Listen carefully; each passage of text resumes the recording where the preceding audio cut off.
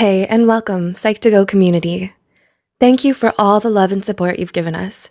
Your ongoing support and desire to assist others with psychology is what helps us continue delivering quality content tailored just for you. Now let's get into this week's topic. Love, partnership, soulmate. So many of us spend a good chunk of our lives looking for the one. But what happens when we actually find someone? How do we know if they're the person who's right to spend the rest of our lives with? Or even if starting a relationship with them is the right choice?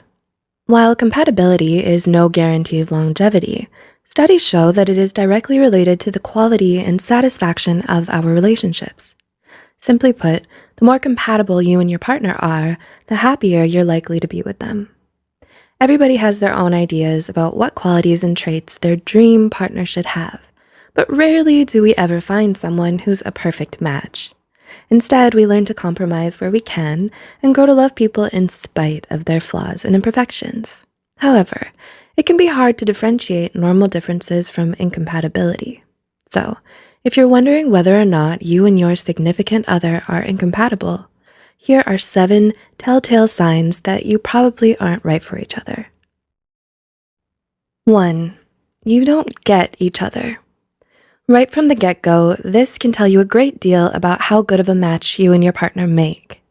If you have a hard time understanding how they're feeling, what they're thinking, or what they need, then they might not be the one for you, and vice versa.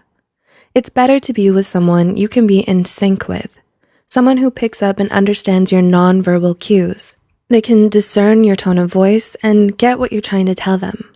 Otherwise, miscommunication and misunderstandings can pile up in your relationship.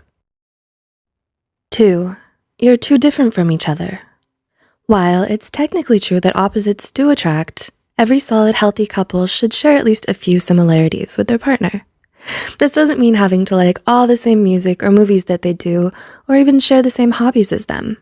In fact, it can even be refreshing to be in a relationship with someone radically different from yourself. Sadly, though, the excitement won't last forever.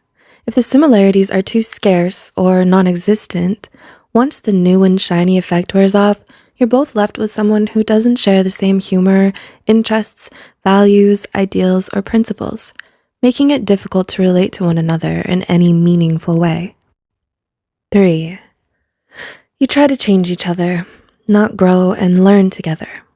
The hallmark of any strong, healthy relationship is having a partner who gives you the drive and motivation to change for the better.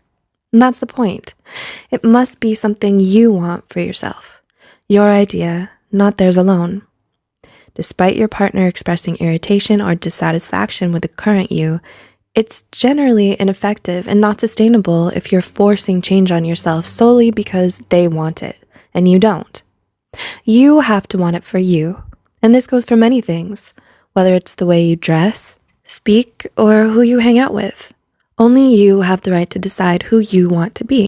If you don't feel comfortable showing your true colors to your significant other, even in a private setting, this is a definite red flag. 4. There is constant or highly frequent arguing. It's perfectly normal and healthy to disagree with your partner about something from time to time, especially if it's over something that's important to the two of you. We didn't choose this person so we could be with a clone of ourselves. The disagreements become a problem, however, when the arguing is constant and over the tiniest of things. It's even unhealthier if the fighting is dirty, shouting, name-calling, humiliating each other, holding grudges, and emotional blackmail. Being in a relationship with a partner who tends to bring out mostly the ugliest side of you is never good. 5. You attain peace by avoiding all the problems. It's all about moderation. While constant fighting is obviously not ideal, it's also not good for a couple to never disagree about anything. You need to be honest and communicate openly with one another about how you feel, even if it's not in agreement with the other person. Constant pretending everything is okay or blind agreement to the wants of the other person does not make the relationship stronger, and may in fact result in a catastrophic blow-up later. Conflict can be a positive bond-building event if it can be given and taken constructively. It then can lead to personal growth and a deeper mutual understanding. 6. Your socializing is isolated from everyone else. Do you find that when you and your partner go out, it's nearly always only with each other? No friends, no parties or group hangouts?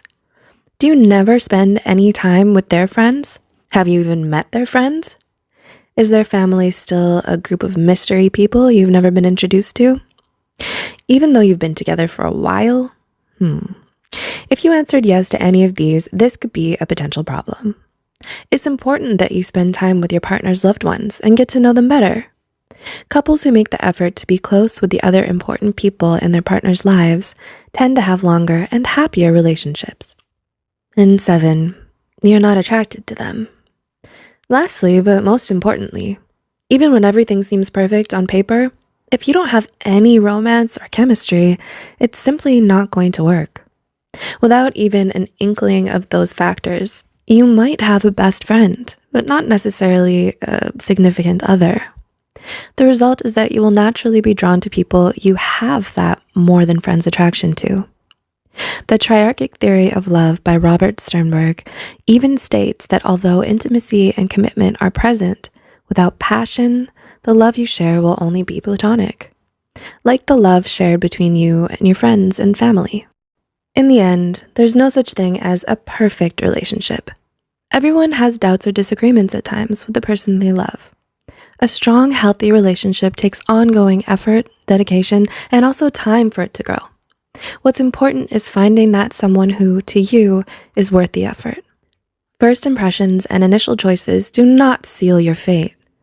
Learning to know and recognize compatibility versus incompatibility will save you much heartbreak and possibly avoid more serious scarring. So take the time to evaluate your relationship with these key points in mind, and honestly ask yourself, is my partner right for me? We hope you enjoyed the video and learned something new about yourself and others. Please like, share, and give feedback or comment below. Let us know what you'd like to see next. Don't forget to subscribe to Psych2Go for more psychology content, and as always, thanks for watching and taking this short psychology journey with us.